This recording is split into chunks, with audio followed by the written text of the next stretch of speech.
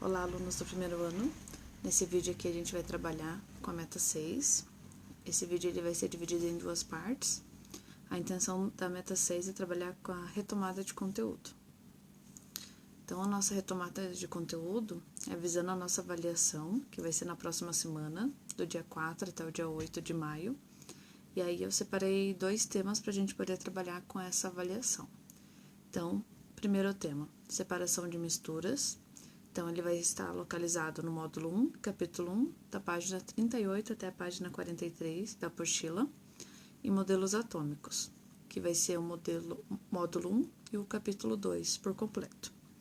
Então, da separação de misturas, o que é importante vocês estudarem?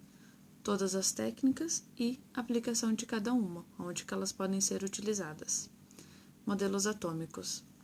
A gente precisa retomar a evolução dos modelos atômicos, a lei da conservação da massa, que é a lei de Lavoisier, e a lei de Proust. Então, nesse vídeo aqui, que vai ser a parte 1 da retomada de conteúdo, a gente vai começar com separação de misturas. Então, separação de misturas. Então, vamos entender o que é uma mistura. Então, lembrem lá que a gente tem a substância pura e a mistura. Então, substância pura é quando eu tenho uma substância que somente ela é composta naquela substância, só tem ela presente como componente. Então, ali um exemplo que eu coloquei é da água destilada. Então, ela é um tipo de água que ela é utilizada em laboratório, ela não pode ser consumida, e nela a gente sabe que só tem água, né? São somente moléculas formadas por H2O. Então, essa água destilada, eu sei que o ponto de ebulição e o ponto de fusão dela são exatamente 0 graus Celsius para fusão e 100 graus Celsius para ebulição. Então, ela é uma substância pura, só tem somente a água. É uma substância que eu não vou encontrar outros componentes presentes nela. Por essa razão, ela acaba se tornando uma substância pura. Substância composta, então ela vai ser formada por átomos de mais de um tipo de elemento químico. Então, ali, exemplo, eu coloquei água mineral. Então, o próprio nome já diz, água mineral. Então, ela tem ali alguns minerais presentes nela.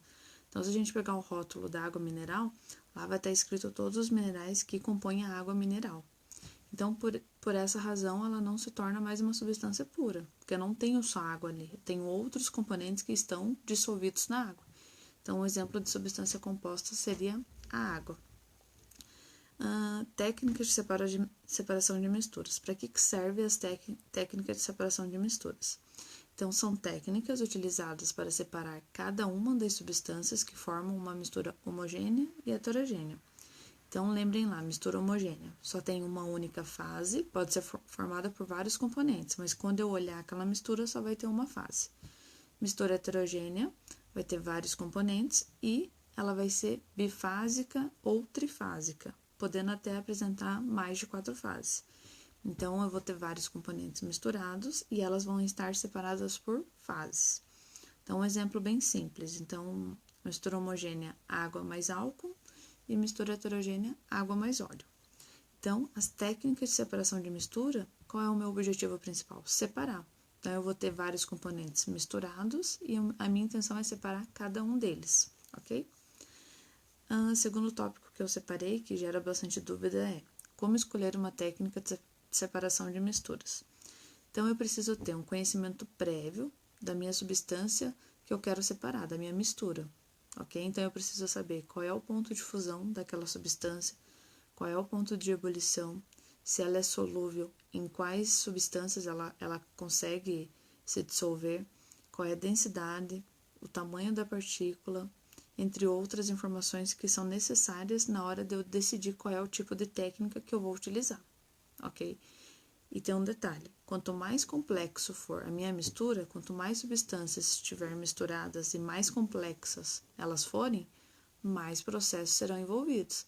Então, quando eu falo de técnicas de separação de misturas, não necessariamente eu vou estar utilizando uma ou duas para separar a minha substância.